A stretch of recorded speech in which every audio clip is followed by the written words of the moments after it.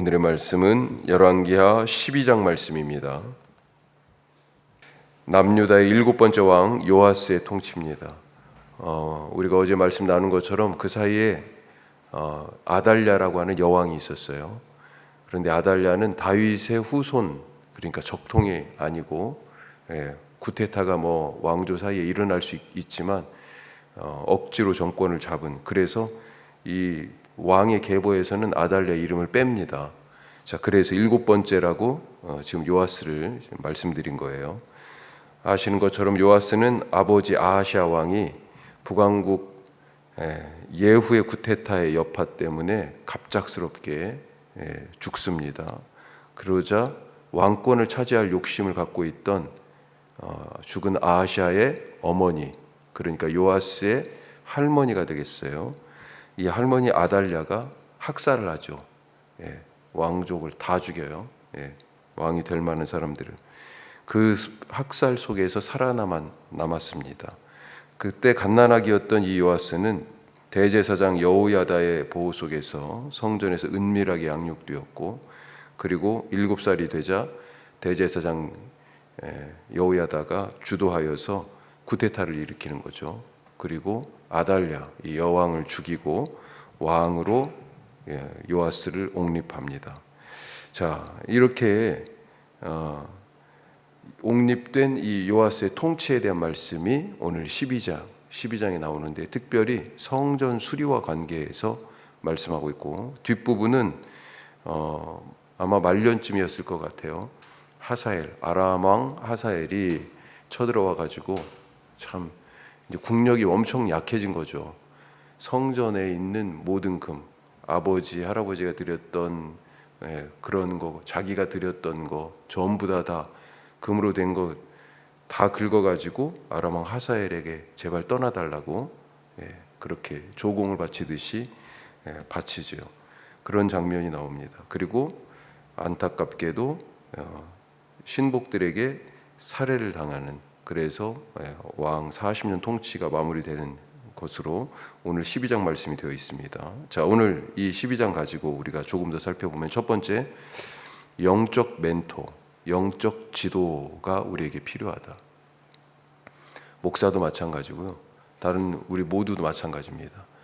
영적으로 옆에서 코치해 줄 분이, 그러니까 코치라고 하면 나보다 더 뭐가 뛰어나고 잘나서가 아니라, 사실은 좀 쉽게 얘기하면 장기의 훈수를 생각하시면 될 것 같아요. 장기판에 딱 앉으면 잘 안 보이는데 훈수 두려고 옆에 딱 서 있으면 뭔가 보이잖아요. 바로 그런 겁니다. 그 사람이 인격적으로 훨씬 더 뛰어나고 지식이 훨씬 더 많고 꼭 그래서가 아니고요.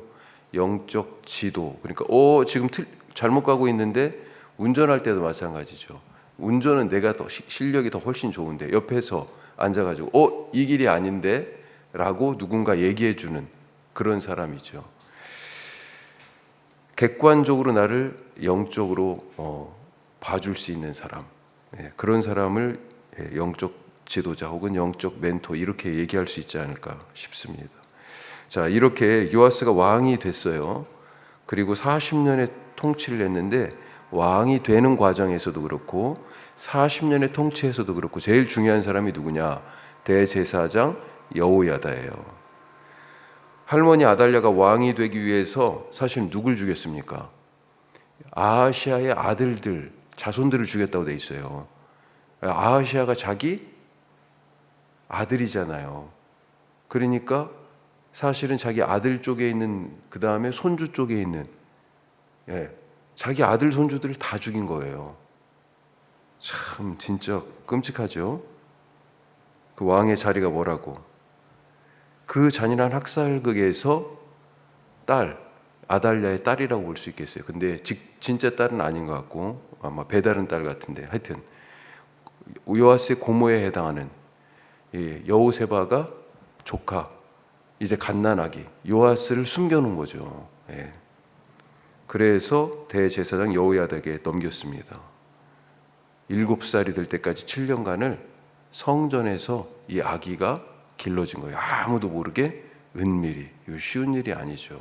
아기가 뛰어놀기도 했을 거고, 더 어렸을 때는 막 아기 울음소리도 났을 거고, 제사장들이 번갈아서 2주씩 봉사를 한단 말이에요. 그걸 어떻게 해? 그 다 소문이 날 텐데 참 쉽지 않은 일이었을 거예요. 자, 하여튼 그 7년간 야기가 자라면서 누구에게 무엇을 배우며 자랐을까요? 여호야다에게 하나님을 경외하는 법을 배우지 않았겠어요? 성전에서 거기가 집이었다니까요. 여호야다가 아버지 같은 역할을 했습니다. 그렇게 7살에 왕이 되었는데, 그러면 이 왕이 되고 나서도 7살짜리가 무엇을 할 수 있겠어요? 통치에 대해서. 그때도 여호야다가 돕지 않았을까요? 요아스에게 대제사장 여호야다는 큰 복입니다. 길잡이고요, 영적 안내자였을 거다. 자, 그의 통치를 두고 그래서 2절에서 뭐라고 얘기합니까? 2절, 3절이 통치에 대한 긍정, 또 3절은 부정적인 평가인데, 자, 2절 다시 한번 읽어보겠습니다. 요아스는 제사장 여호야다가 그를 교훈하는 모든 날 동안에 여호와 보시기에 정직히 행하였으되. 대체로 요아스는 정직히 여호와 앞에서 행한 선한 왕으로 평가를 받습니다. 자, 하지만 단서가 달려 있어요. 뭐라고요? 제사장 여호야다가 그를 교훈하는 모든 날 동안에. 교훈이라고 표현되어 있는데, 우리가 지금 영적 지도, 영적 멘토 이런 단어를 쓰니까 그런 멘토링이 있는 시간 동안에, 그런 영적 지도가 있는 시간 동안에 제대로 된 왕의 역할을 했다. 단서가 붙어 있어요. 여호야다의 이런 영적 지도와 도움이 있었으니 그래 그나마 좋은 왕으로 평가받을 수 있었다. 우리 각자에게도 좋은 영적 멘토가 필요합니다. 이것은 서로 위아래 관계가 아니라 영적 동반자와 같은 관계예요. 누군가의 영적 멘토가 되어주고 또 누군가로부터 그런 도움을 받을 수 있기를 간절히 바랍니다. 나는 혼자 잘 가, 이렇게 생각하지 마세요. 사실 목사도 그래서 우리 집사님들이 가끔가다 하는 얘기를 통해서 맞아, 정신이 번쩍 들 때가 있어요. 예. 서로 간에 우리가 그런 부분에 있어서 귀를 기울일 필요가 있다 하는 것입니다. 자, 두 번째, 주신 일에 충성하라. 오늘 우리가 충성하라 찬송을 불렀는데, 오늘 전체적인 내용이 충성하라는 얘기예요, 사실은. 자, 4절부터는 성전 수리에 대한 것인데, 요아스가 성전 수리를 하라고 이미 명령을 내렸습니다. 그런데 그것이 제대로 시행되지 않아서 화가 났죠. 왜? 성전이 요아스에게는 어떤 거라고요? 집이에요, 집. 어려서 그 추억이, 꿈이 거기서 뛰어놀던 기억이 있어요. 아무도 모르게 조용해 막 이런 얘기도 들었을 거고, 너 들키면 안 돼. 성전 수리를 하라고 그랬는데 시행이 되지 않아서 제도를 정비합니다. 그리고 결국은 그 수리의 일이 진행되도록 하는 그런 얘기죠. 자, 성전에 오는 사람들이 헌금을 드립니다. 은을 드렸다 이렇게 돼 있는데 여러 종류의 드리는 은들이 나와요. 여기서 은은 뭘 뜻합니까? 화폐예요. 돈입니다. 그래서 성전에 헌금을 드린 거죠. 자, 그리고 5절에는 아는 자에게서 그걸 받았다. 아는 자, 드려진 헌금을 아는 자에게서 제사장들이 받아서 성전 수리에 쓰도록 원래 그렇게 개입되어 있는데, 여기서 아는 자라고 번역된 건 좀 직역 같은데요. 쉽게 얘기하면 재정 담당자라고 보면 되겠습니다. 성전 헌금을 드렸으니 그걸 담당하는 사람이 있을 거 아니에요. 그 재정 담당자로부터 제사장들이 받았는데, 그런데 제사장들이 이것을 갖다가 이제 제도를 개혁하는 거예요. 이제는 이렇게 원래는 돼 있었는데, 이것이 요아스 왕 23년, 언제부터 그랬는지 모르겠지만 상당히 오랜 기간 동안 명령이 이행되지 않고 있었어요. 그래서 아예 제도를 정비합니다. 헌금을 재정 담당자가 모아가지고 바로 제사장들을 거치지 않고 일하는 사람들에게, 일꾼의 감독관에게 전해라. 그리고 감독관은 그것을 실제 일하는 사람, 목수, 석수, 미장 이런 사람들한테 줘가지고 바로 일이 진행되게 해라. 바로 그런 얘기입니다. 그리고 이 모든 일들이 투명하게 진행됐다라고 평가하고 있어요. 15절 보죠. 제가 세 번역으로 한번 읽어드릴게요. 15절입니다. 또 돈을 받아 일꾼들에게 주는 감독관들에 대한 회계감사를 하지 않았는데 그것은 그들이 성실하게 일하고 있었기 때문이다. 회계감사를 해야죠. 그런데 하지 않을 정도로 서로 자타가 공인하는 투명한 일처리가 되었다라고 하는 것입니다. 자, 원래 성전 수리 누구한테 맡겼습니까? 제사장들한테 맡겼잖아요. 하지만 진행이 안 됐어요. 어떻게 해야 됩니까? 제사장들이 할 말이 있을 거예요. 우리는 목수도 아니고요, 석수도 아니고 미장도 못하고요. 예? 더군다나 설령할 수 있어도 아침 저녁에 번제 드려야 되죠. 성전에서 돌보고 해야 할 우리 각자의 일들만 해도 시간이 빠듯한데 언제 성전 수리해요? 이런 항변을 할 수도 있을지 모르겠어요. 하지만 해가 가면서 집이 낡잖아요. 그렇죠. 우리 알죠.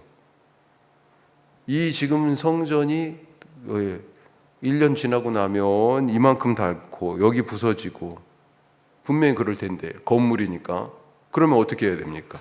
그걸 놔둬야 돼요? 못하는 이유를 대고 누군가가 할 수 있도록 해야죠. 그렇죠. 책임을 다하지 않으면 그 자리에 있을 이유가 없습니다. 맡은 자에게 구할 것은 충성이다. 내가 이 자리에 있는 것이 혹시 하나님을 위하여 또 교회 안에서는 성도들을 위하여서 그리고 이 교회를 위하여서 맞는 것일까? 늘 그런 생각을 해봅니다. 다른 사람의 자리를 혹시 다른 사람이 이 자리에서 내가 서 있는 자리에서 일한다면 그 사람이 혹시 더 적합한 것은 아닌가? 하나님이 나에게 맡겨주셨을 때는 충성에 대한 책임 있게 잘 감당할 것에 대한 기대가 있으시잖아요.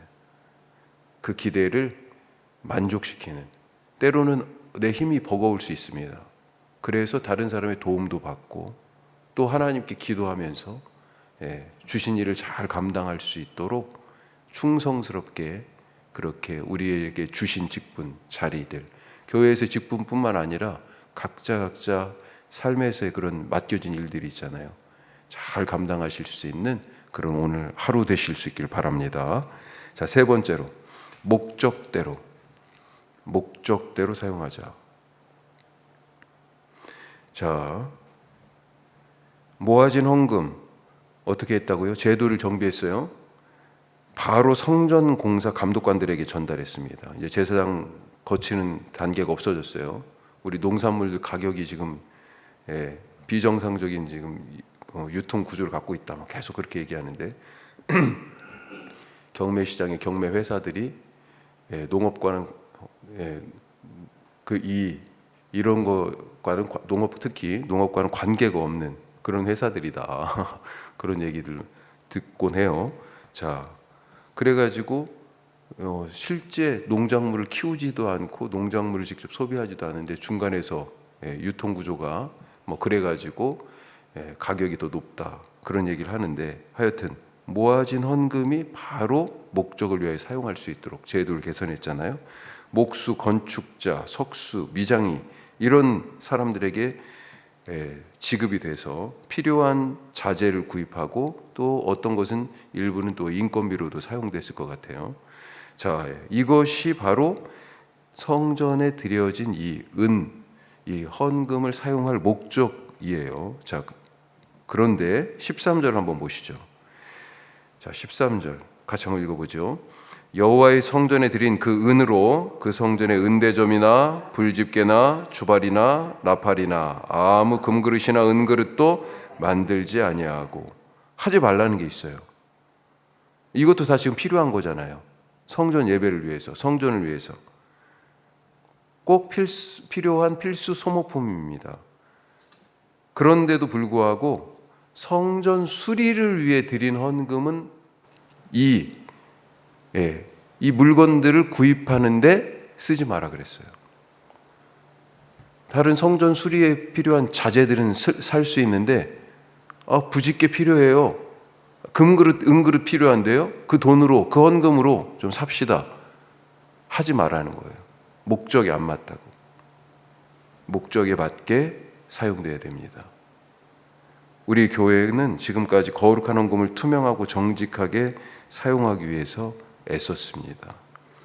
이를 위해서 그때그때마다 교인이 적을 때는 모두가 아니까 그런 절차들이 때로는 조금 생략되고 간략하게 된 경우도 있지만, 이제 일도 좀 복잡해지고 교인의 숫자들도 조금씩 더 늘어가면서 그에 걸맞는 절차와 투명성을 더 확보하기 위해서 제도를 정비하고 절차를 마련하고 나름대로 철저하게 감시했어요.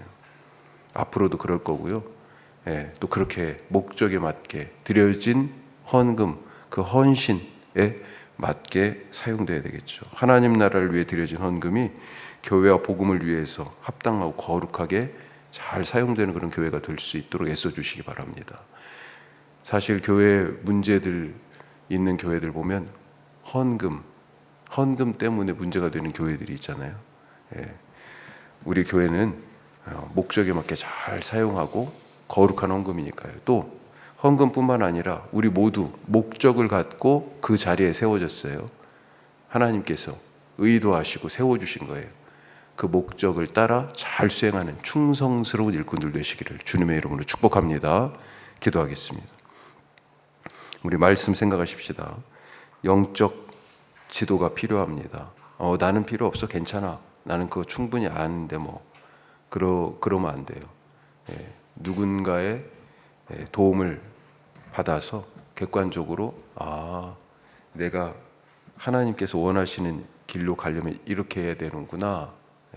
영적 지도를 잘 받으실 수 있길 바라고, 주신 일에 충성하는 사람 되게 하시고, 우리가 드려진 교회 헌금이 투명하고 제대로 된 절차를 따라서 목적에 맞게 잘 사용되게 하여 주옵소서. 복음과 하나님 나라를 위하여 잘 사용되는 헌금 되게 하옵소서.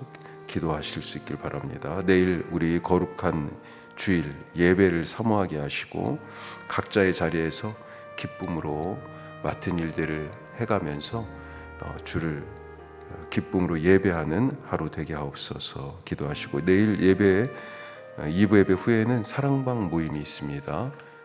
즐거운 말씀의 나눔이 되게 하옵소서. 우리 다 같이 기도하겠습니다.